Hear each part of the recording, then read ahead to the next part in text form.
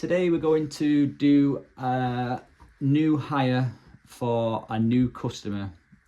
We've got a cash customer just come into the shop. They've got two forms of identification. All looks good and we're happy to proceed. The ID we would genuinely ask for is driver's license with a picture on,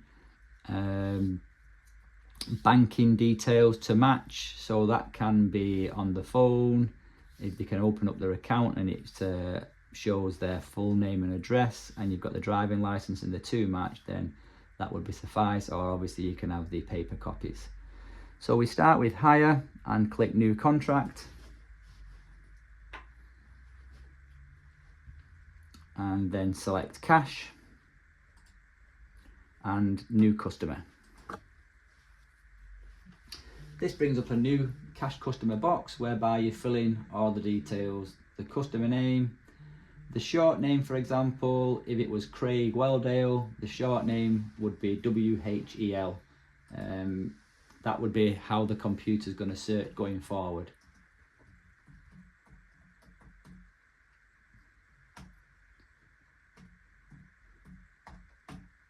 And then the postcode.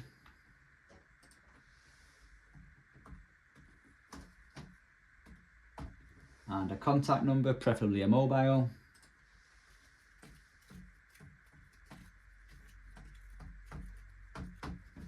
Unless it was a business and it might be the landline. The full address, house number, street name, town. Exactly as it's displayed on the driving license, and be sure to spell it correctly. And then identification, so if there was a driving license number on the driving license, you would type this here. Once you've typed that detail in, you can click on the icon at the end, and that will just double check. Basically, you press the decode button, and obviously Craig here has brought in a fraudulent driving license, and we would have to now not continue with the hire. If the driving details was correct, it would come up, it would tell you the sex of the person, and it would also tell you how old the person is. So if you had, for example, a 65-year-old man stood in front of you and it was a 22-year-old lady, then you obviously, again, you would not proceed with the hire. There would be an issue there.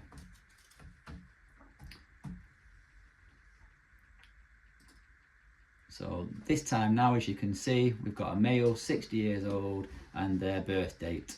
If you click on OK, we're happy to proceed now, so we can click close. Everything all looks great. If the customer wants to, they can give you their email address and who the person would be that you would contact. Again, if it's a business, it might be somebody different to who's actually doing the hiring here. Again, be sure to get the correct information, so if going forward you want to chase them if they haven't brought the item back, or if there's any marketing that we can send out to them, sending in the invoice, this is the way we may choose to do it, as it's free. If you've typed it wrong, it's not going to get there. So like I say, just check all your details before you press the save button in the bottom right. So that's creating a new cash account customer. Now we're going to continue with actually how to do the on hire. So we've already created the person, Mr. Welldale, and we're now going to type in the item number. So you would have gone away and got the item number. If you've, we'll do a wallpaper stripper. It's a common cash item. If you had the item number, you would just type it here. But if you haven't yet got the item out, you can just type in wallpaper. And then scroll down the list, find the wallpaper stripper that we're going to use. This one here is available. Oh, we'll try and find another one for this example.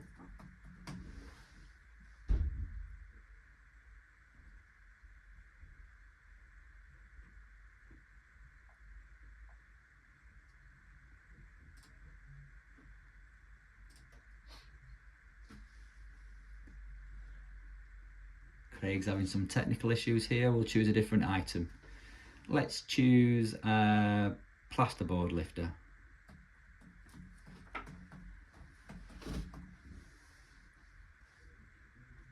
Scroll down the list, choose the plasterboard lifter,